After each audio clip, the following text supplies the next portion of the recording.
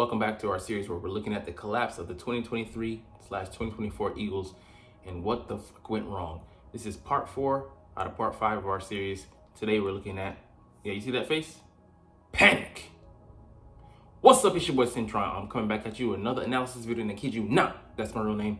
And we're gonna look at some draft stuff later in the video, but the main topic here, panic sets in. So obviously, unless you're blind or living under a rock, you know that the Eagles made the move from Sean Desai to this guy here, Matt Patricia, the living failure. We went 1-4 under him, giving up 27.8 points.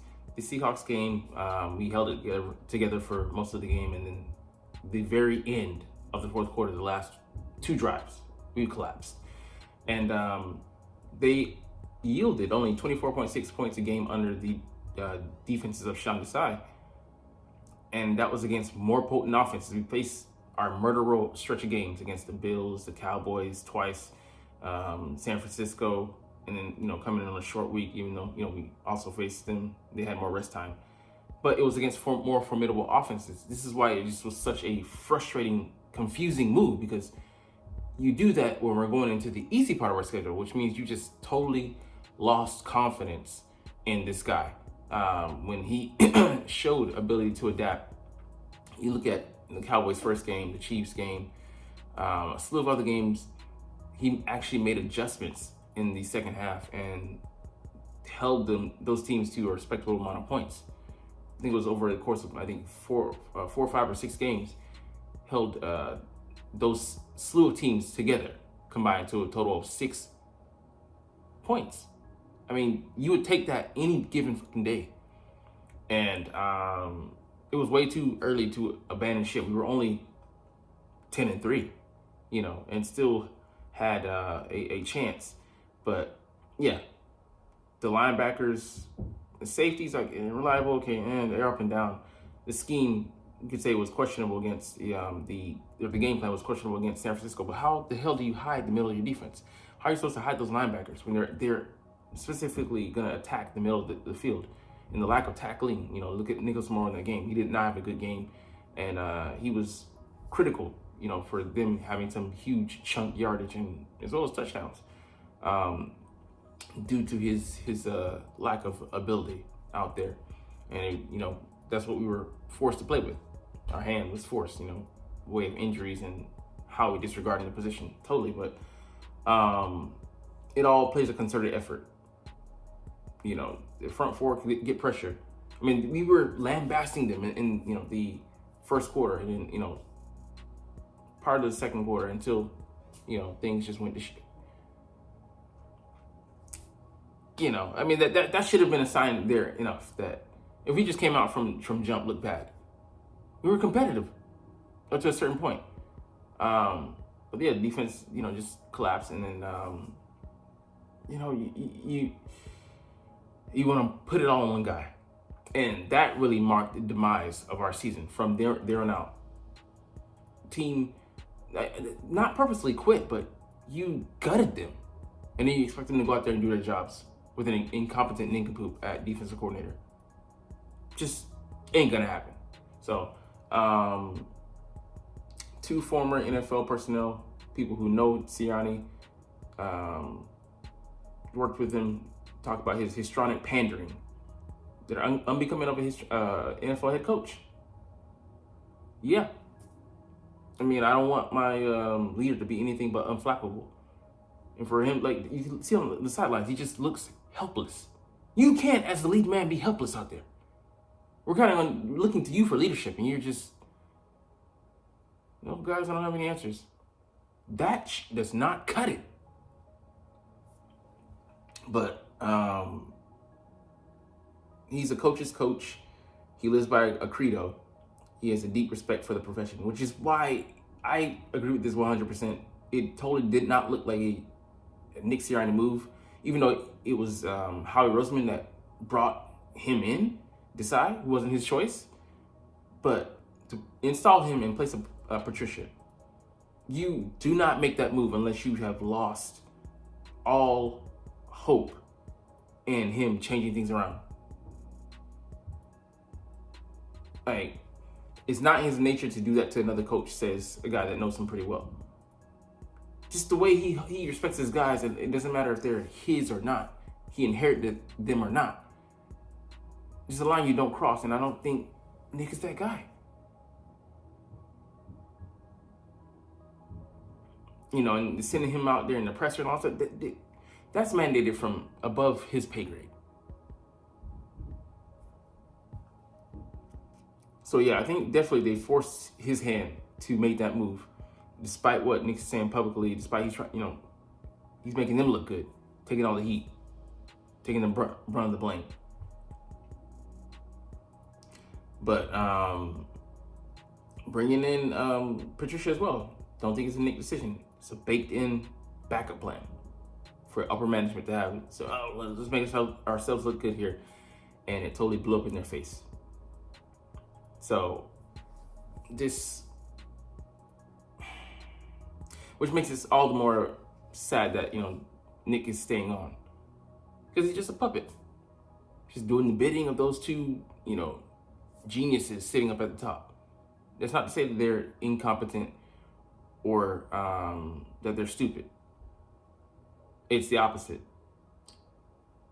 They just believe in themselves a little too much and meddle, like the villains on Scooby-Doo, or the villains what they say about the kids on Scooby-Doo. Anyways, let's go on to the draft stuff. 15 potential Eagles targets.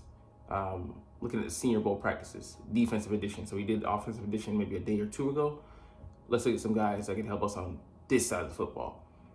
Edge rusher, I'm not really concerned with. I don't think he's an explosive guy, but I think he's just solid with his fundamentals. Yeah, has an extensive repertoire of pass rushing moves. Edge at Alabama, sure. Don't think he's as good a talent as Will Anderson, but I think he could maybe be second, third round pick. Justin Ebogobe, inside guy. So we love guys with inside, outside versatility. Day 3 guy, not going to be a priority. So I think we're going to look for a guy with a little bit more talent. Cedric Gray, outstanding, jack of all trades, master of none. The 5 picks does pop out at you. Is he going to be an athletic monster? Don't know, but worth a look at. I would more so look for a guy like this who has excellent spatial awareness and zone coverage. We need a Mike linebacker, and I don't know how big he is, but also the production pops out at you over the course of 2 years: 220 tackles, 3 sacks, 6 interceptions, and 4 fumbles for me is key as well. I mean, it's nice to see that he has good numbers as well, but I'd love to see the size of Jalen. Athletic freak, but run defender and blitzer. We already have a guy like that, Nakobe Dean. He's an excellent run defender, can be a good blitzer. Day 3 guy just tells me the talent is there. We have to develop him. We don't need developmental guys. We need guys that can come in right now and play. This guy here, Quentin Mitchell, 6 foot, $196, runs in the 4.3s. Had 5 picks last year, only 3 this year. That's cool. He can also play inside, outside. I think someone that can come in and contribute immediately, definitely in that role, because I think some of our guys getting in the offseason. Chris Adams-Drain, former wide receiver, so he has athleticism. I'd love to see his height, weight, speed ratio, but good production. Mike Sanders, still slot guy, also a former wide receiver, so he has good hands, but I'm not too big on having the same type of guy. We already have a guy coming back, Isaiah Rodgers, who fits this kind of profile. Kalen King, not good size, can be competitive, but a poor man's Devin Witherspoon, yeah, but less consistent. I'm gonna pass unless it's a steal in the later rounds. I think he goes earlier than he should. Josh Newton, got to see has good speed. Inside outside guy, but I think he's more lower on the totem pole. So get a guy that has a 2nd round, 3rd round grade on him. I think he's in the mix, but he's not one of those. He's behind some of those guys. Jerron Bullard, definitely corner hybrid safety. So we saw what Branch did this year. Excellent inside outside guy, and he's a playmaker. We could use someone of that ilk in our secondary. Just get some more speed. And a hitter, definitely. Tyke Smith, big hitter, production, star position, safety, slot, hybrid linebacker. Again, a good guy that can bring that, but how well was his production outside of the picks? Can be a ball hawk, cool, but how consistent was he over the course of the years? This guy here is what I'm looking at. 6 and 5 picks back-to-back years. Center fielder, rangy type. I would love to have a guy like that. How is it his athleticism? But man, definitely I think this will be a Vic Fangio pick. Prioritizing limiting explosive plays. Guy we're gonna target. And tough guy, dime linebacker, but I think he's probably more limited on the athletic side. So we'll see. We're gonna go over a lot of guys today, man. Some guys that I like. So Roman Wilson, talent didn't really match the production, but he is talented, so we have to look at him and see. Like he's a smaller receiver like Tank Dell, but if he can move, I'd love to get him in. Could be our third. I'd put him as a fourth guy. But this is a guy that I really want. Ladd McConkey out of Georgia. Just a thoughtful route runner. The comparison to Doug Baldwin, he runs routes. He's able to gear up and gear down, and that just speaks volumes to me. Like he controls his speed throughout the routes. Haven't really heard about that much since AJ Brown's cousin, the crazy Brown, Antonio Brown. But running at 45, 60, 80, and then 100, like setting corners up throughout the game like that, masterful. And he only had 400 yards, 30 receptions, I think 2 TDs this year. He can definitely do have more production, be more productive than he was in the college game, like Doug Baldwin was. And inside-outside versatility, he can help us, especially with Kellen Moore installing his offense this year. He can be anywhere and everywhere and help AJ, because we had guys like Quez Watkins. He's not an inside guy, as much as he tried. And Olamide Zaccheaus doesn't really have the size outside, and it's like the route running ability. I think he's good, but this guy is great already coming in. So he's like a poor man's Devonta Smith, if you will. But that versatility, and he can play a part in the return game as well. Tyler Guyton, went over him.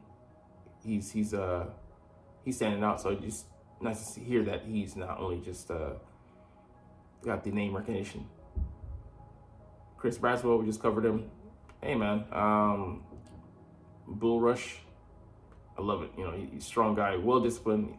The Alabama guy is very well coached up. So it's good to hear that he's producing. Worried about, some medicals, but already he's ahead of the game with his hand, fighting and stuff like that. So nice to hear that that's translating to more consistent talent level. Michael Penix, I'm not going to go over that because, him and Bo Nixon, we're not in the market. But yeah, Quentin, looking the part, it's good to hear that. Round 1, round 2, sounds good. Locking up Luke McCaffrey, younger brother of Christian. But it's that size that's appealing for me. And 2 pick sixes. Of course, that was last year, but hey. And then the Oregon center, we're looking for a guy, in the interior. He has a versatility. Him and Oregon State, Talizi Fuaga. So 6'6", 332, 6'3", and 334. They're gonna move some guys out there. All right, let's get to the 9 guys that stood out in the East-West Shrine game. So I think these games take place on the same day, but just different focuses. So we're gonna skip over the guys, the quarterbacks that we don't need, even though it could be maybe potentially Jalen Hurts backups, but we'll get into that much later. Jerry and Jones, cornerback out of Florida State, 6 foot, $192, good size, but he can play in the slot against smaller receivers and then effective zone defender. And he sold the man coverage, but he was playing in zone. We need guys like that that can disguise. I want more versatile guys, and then ones that can hopefully evolve like I think that Vic Fangio is going to try to evolve his scheme here in Philly. Casey Washington, 6 foot, $197.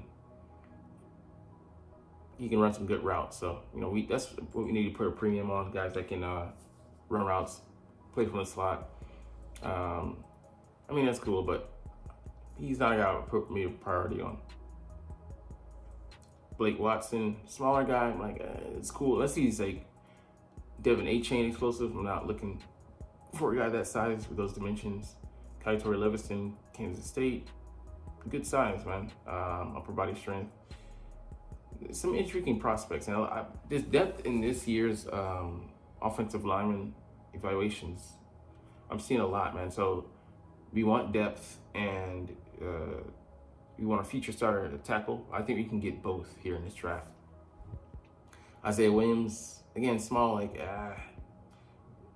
not looking for a guy that size. Just unless he's just uber explosive. Adrian Taylor Demerson, again, small, not looking for an exclusive punt return guy. This is what I'm thinking about. This guy's gonna be an H-back, 6'3", 248, Mason Fairchild. Can be explosive, running away from safeties and linebackers. Diving catches, good off the play action. Would be a good second fiddle to Dallas Goedert here in Philly. So we're gonna go over just a bunch of names here, just guys I think that fit. Caleb Williams have no interest. Marvin Harrison, we're not gonna be in the market. Rome, he's gonna go too early for us. Not in the market. Terrion Arnold, I think he's gonna go too early, but if he were to slip, he's got the speed, but the only thing, the experience, but he has, the traits and such. Gonna go too early, but would love to have him. Would be the perfect second fiddle, but gonna go too early. I'm gonna go too early, but definitely would be a futures pick. I think he's gonna go too early for us, but if he slips, it would be an interesting name to think about. I'd see how he is size-wise, though. Gonna go too early, but man, would be Pro Bowl potential, definitely. Gonna go earlier than we need him to, but it just shows you the depth. I've shown you so many tackles, and some of these guys are different variations of first, second, and third round. But having that variety there, man, there's so much so much that Jeff Stoutland can work with here. Gonna go too early, but man, he's massive. I love to hear it. Guy I would love to have if he would slip to us, but he's not gonna go too early. But yeah, big play machine. 17 touchdowns. But yeah, he's a touchdown magnet. I think he's gonna go too early, but the versatility, can play all 5 positions. And this guy here, he's gonna go, but I think he has all the tools and traits and the maturity. 4th year guy coming out. He's one of the guys that I would have my eye on. And then Mims, young guy, didn't play a lot, limited, but the potential there. I think the Browns tackle last year, he came out a year early, but massive, huge guy. Georgia's a factory with so many positions. We already covered this guy. You know how I feel about him. Adrian Cooper, interesting. I think he still has to learn a lot more about the game, but smooth vision and awareness. Sounds like a reserve to start with, and then, go. But I want to plug and play. We covered him already. Gonna go too early, but man, the talent, explosive, nimble for his size. Crazy. No, not in the market. Ennis Rackstraw could be an interesting pick for me. I think he has great size, athletic guy. Playing against, the talent level wasn't too big for him. Playing up against Georgia, interesting guy. And a guy here I would love to have, Jarrett Verse on steroids as far as the athleticism goes, but teach him a few things, let him learn a little bit behind BG this year, and go. Interesting name, but I think, he's explosive, but How consistent is he? Not in the market. Could be interesting. It's just this guy, like we have, I mean, even if Fletcher does step away, we got Carter, Milton, Marlon, and Jordan Davis. And then, you know, I mean, the other guy, who was our 7th round draft pick this year. So we don't need to rush, but if there's someone that, I mean, he's going to be out of the market by the time we are in it. Cooper DeJean, I would love to have this guy in a secondary. Just such a Swiss Army knife. I think, yeah, he reminds me a lot of Eric Weddle, not because of the skin color, but just the flexibility. I think he's athletically better than him. Maybe he might be, but him out there on the corner, I love rarities. Love to have him. Athletic guy, younger guy, needs to be better against the run. That's my only knock against him. Don't really know that much, to be honest, but coming off an injury would be an interesting player to see if he slips. But very athletic, the average size though. I guess what kind of like, I think he's gonna go too early for us, but similar to Eric Armstead, interesting. So much talent there. And this guy, just Swiss Army knife, we covered him. But man, he could be everywhere.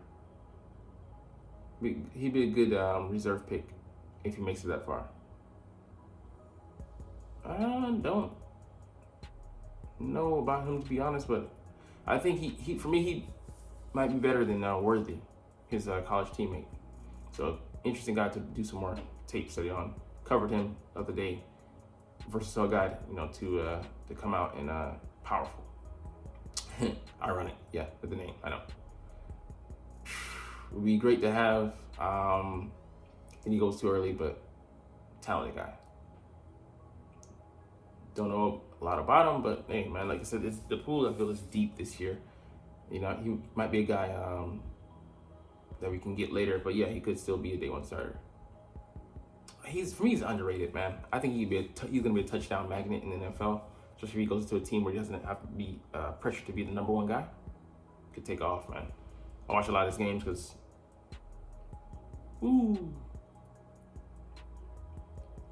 man, I think he's explosive. But you know, it reminds me too much of Quest. I'm like, no. How does he fight through contact? Not in the market. I mean, he's athletic, but I want more of a inline blocker, more of a dual threat.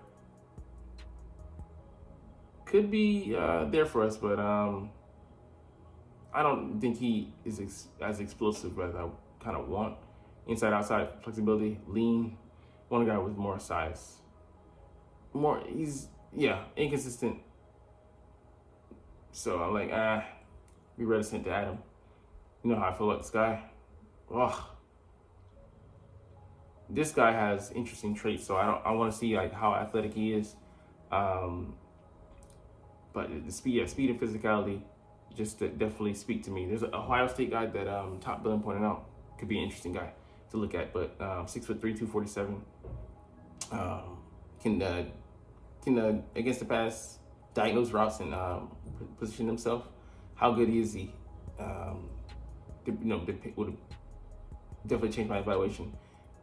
I want a Mike. That's what I'm looking for in this draft. Now we talked about him, but